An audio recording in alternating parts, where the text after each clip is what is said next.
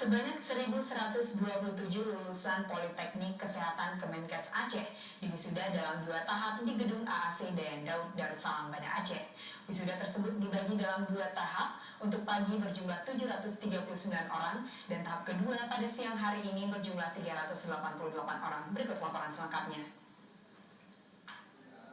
Para wisudawan pagi tadi berjumlah 739 orang, terdiri dari D3 Keperawatan Banda Aceh Melabu Langsa, D4 Keperawatan, D3 Kebidanan Banda Aceh Melabu Langsa, D4 Kebidanan Banda Aceh, D3 Keperawatan Gigi, D4 Keperawatan Gigi, D3 Gizi, D4 Gizi, D3 Farmasi, D3 Kesehatan Lingkungan, dan D4 Kesehatan Lingkungan.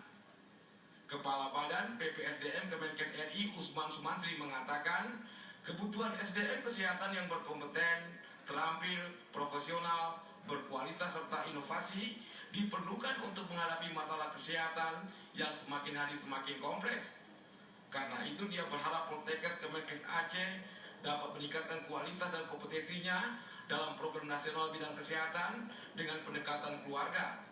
Demikian pula dengan tenaga kesehatan harus profesional, beretika dan berdaya saing sehingga bisa bekerja di swasta, tidak harus menjadi pegawai negeri.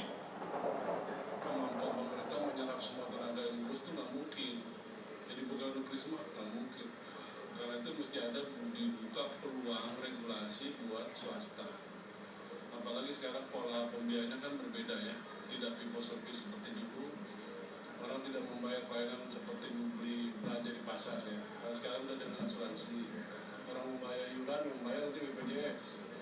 Jadi masuklah jadi peserta JKN, agar nanti pada saat sakit yang bayar itu kan BPJS karena melalui kompilasi seluruh iuran yang ada.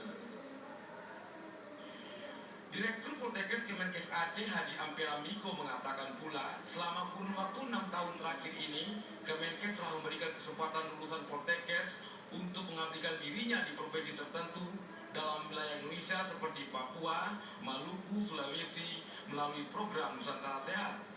Tentu saja Poltekkes Kemenkes Aceh sangat mendukung kebijakan ini dan terus berupaya mempersiapkan lulusan yang tanggap terhadap perubahan, memiliki keahlian tidak hanya di bidang medis, tapi juga kemampuan berkomunikasi. Tim Liputan TVRI melaporkan.